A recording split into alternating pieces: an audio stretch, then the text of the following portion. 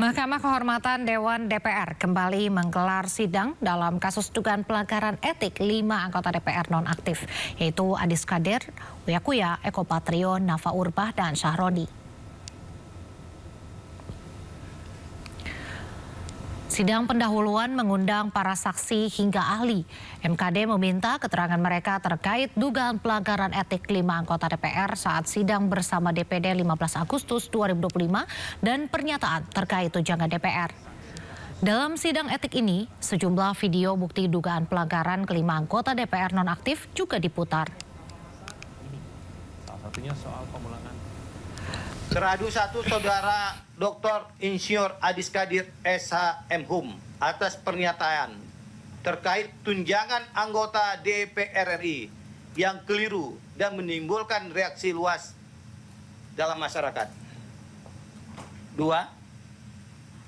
Teradu Saudari Nafa Indria Urbah atas pernyataannya yang telah memberikan kesan hedon dan tamak dengan menyampaikan bahwa kenaikan gaji dan tunjangan itu sebuah kepantasan dan wajar bagi anggota DPR RI. 3. Teradu Saudara Surya Utama SIP atas gestur yang merendahkan lembaga DPR RI dengan cara berjoget dalam sidang tahunan MPR RI 2025 dan sidang bersama DPR RI dan DPD RI tanggal 15 Agustus 2025. 4. Teradu Saudara Eko Hendro Purnomo atas gestur yang merendahkan lembaga DPR RI dengan cara berjoget dalam sidang tahunan MPR RI 2025 dan sidang bersama DPR RI dan DPD RI tanggal 15 Agustus 2025. 5. Teradu Saudara Dr. Haji Ahmad Saroni SE MIKOM atas teradu ucapannya atau pernyataan langsung di hadapan publik dengan menggunakan diksi yang tidak pantas.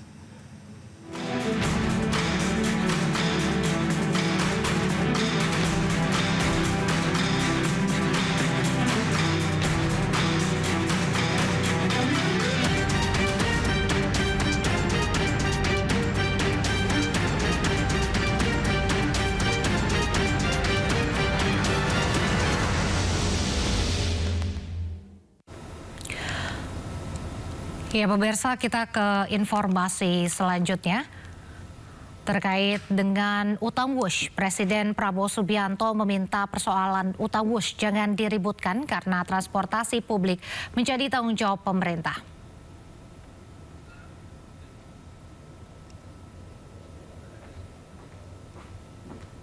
Dengan mengucap Bismillahirrahmanirrahim, pada siang hari ini 4 November 2025, saya Prabowo Subianto, Presiden Republik Indonesia, meresmikan stasiun Tanah Abang baru.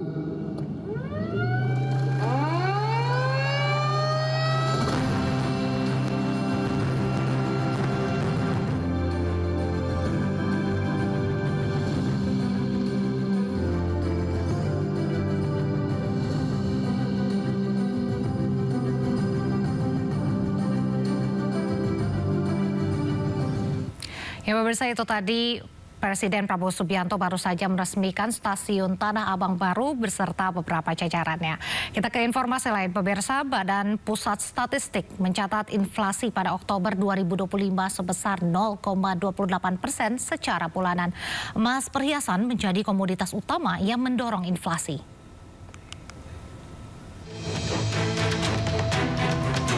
Badan Pusat Statistik mencatat inflasi pada Oktober 2025 sebesar 0,28% secara bulanan. Secara tahunan, inflasi tercatat sebesar 2,86% dan secara tahun kalender inflasi mencapai 2,1%. Deputi Bidang Statistik Distribusi dan Jasa BPS Puji Ismartidi menyebut, kelompok pengeluaran yang memberikan andil terbesar terhadap inflasi bulanan, yakni kelompok perawatan pribadi dan jasa lainnya dengan tingkat inflasi 3,05% dan andil 0,21%, dengan komoditas utama yang mendorong inflasi yakni emas perhiasan. Komoditas emas perhiasan mencatat inflasi sebesar 11,97% dengan andil yang sama 0,21% terhadap inflasi nasional. Kenaikan harga emas perhiasan tersebut menjadi yang tertinggi dalam 26 bulan terakhir secara berturut-turut. Kelompok pengeluaran penyumbang inflasi bulanan terbesar adalah perawatan pribadi dan jasa lainnya dengan inflasi sebesar 3,05% dan memberikan andil inflasi sebesar 0,21%. Komoditas yang dominan mendorong inflasi pada kelompok perawatan pribadi dan jasa lainnya ini adalah emas perhiasan yang memberikan andil inflasi sebesar 0,21%. Selain emas, beberapa komoditas lain juga turut menyumbang inflasi seperti cabai merah dengan andil 0,06%, telur ayam ras 0,04%, dan daging ayam ras 0,02%. Badan Pusat Statistik melaporkan harga beras mengalami penurunan atau deflasi secara bulanan di seluruh tingkat perdagangan.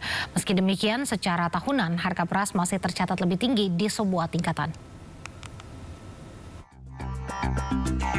Badan Pusat Statistik melaporkan harga beras mengalami penurunan atau deflasi secara bulanan di seluruh tingkat perdagangan, mulai dari penggilingan, grosir, hingga eceran. Meski demikian, secara tahunan harga beras masih tercatat lebih tinggi di semua tingkatan.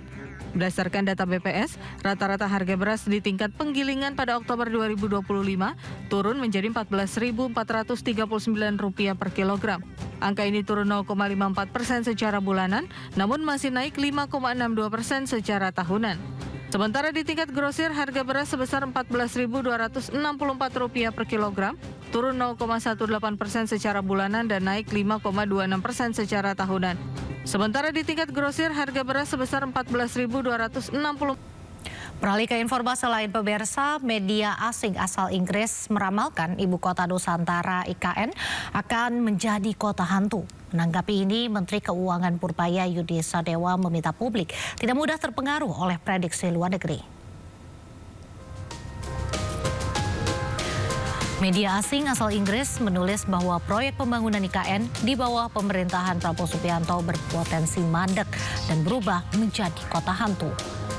Dalam artikelnya, media tersebut menyoroti turunnya porsi pendanaan negara untuk IKN. Menanggapi ini, Purbaya menjelaskan bahwa pembangunan IKN tidak berhenti dan tetap berjalan. Oh, saya nggak tahu, kan tergantung nanti rencananya pemerintah ke depan seperti apa. Rasanya sih nggak akan jadi kata hantu. Tapi kalau ekonominya dia bagus, saya akan banyak nanti. Jadi Anda nggak usah takut. Jadi jangan dengar prediksi orang luar. Terus sering salah kok. Tapi Bapak ada rencana nggak Pak nambahin anggaran buat IKN Pak? Yang jelas yang udah kita setujui adalah perusahaan swasta yang bangun rumah di sana kan. Itu harusnya udah mulai jalan untuk pembangunan rumahnya.